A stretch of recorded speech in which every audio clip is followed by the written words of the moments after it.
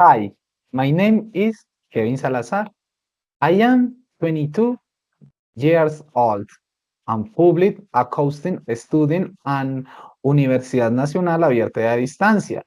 I am from Circasia, Quindío, Colombia. I am enjoying reading and spending time with my girlfriend and friends.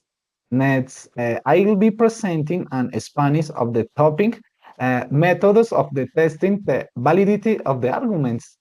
Welcome. El ejercicio métodos para la aprobación de validez de argumentos. Entonces, bueno, vamos a realizar primero la proposición y luego la tabla de valor. Recordemos que acá nos están dando dos proposiciones, las cuales hacen una expresión. El sentido, digamos que de una expresión no se lo dan las proposiciones, que son estas dos que están acá, sino que se lo dan los conectores lógicos. Y ustedes se preguntarán, ¿cuáles son los conectores lógicos? Pues son estos que están acá marcados de amarillo. Es muy importante tenerlos en cuenta porque primero que todo, estos son los que le dan el sentido total a las preposiciones simples. Es decir, estos son los que le dan sentido a la frase. Ahora bien, vamos a leerlo en lenguaje natural teniendo en cuenta el sentido que les digo. Es importante resaltar que la flecha es el condicional entonces y lo voy al revés, es una E. Se lee de esta manera. Si los países sudamericanos invierten en energías limpias, entonces entra el primer conector, las energías renovables pueden reducir la emisión de carbono. Y si el otro conector y el condicional, las energías renovables pueden reducir la emisión de carbono, entonces los países sudamericanos invierten en energías limpias. De esta es la forma en cómo se puede leer, digamos que una proposición a través de un lenguaje natural teniendo en cuenta sus conectores lógicos. Este ejemplo es muy sencillo. Si yo acá básicamente cambio el conector, se va a cambiar completamente, digamos que el sentido de la expresión que estamos haciendo.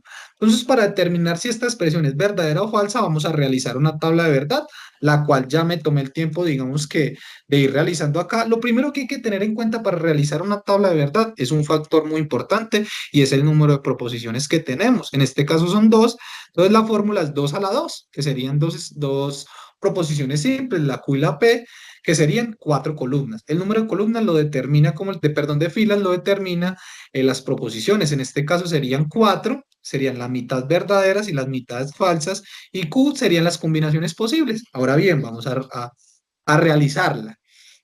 Teniendo en cuenta, digamos que las leyes que yo les decía a ustedes de los conectores lógicos, digamos que la ley del entonces es que si la primera es verdadera y la segunda es falsa, como tal entonces la expresión sería falsa.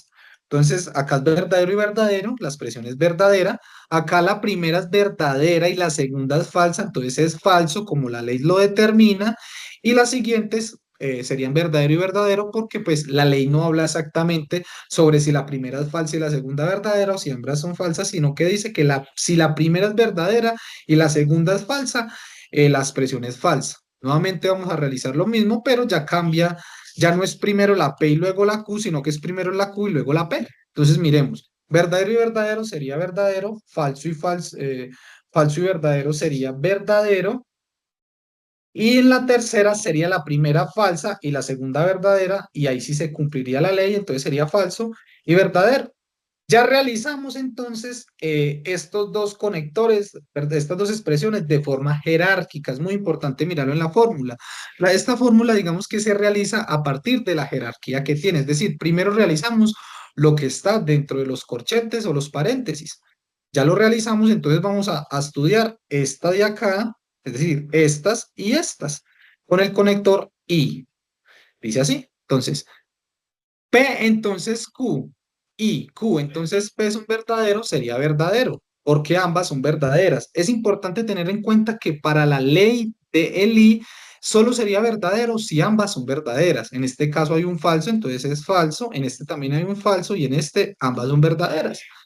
Por ende, ya realizamos nuestra tabla de verdad, la cual nos da como resultado una contingencia, porque digamos que hay resultados de verdadero y falso. Aquí digamos que les puedo mostrar mejor el resultado que nos arrojó nuestra tabla de la UNAT, mostrando que es verdadero lo que acabo de decir.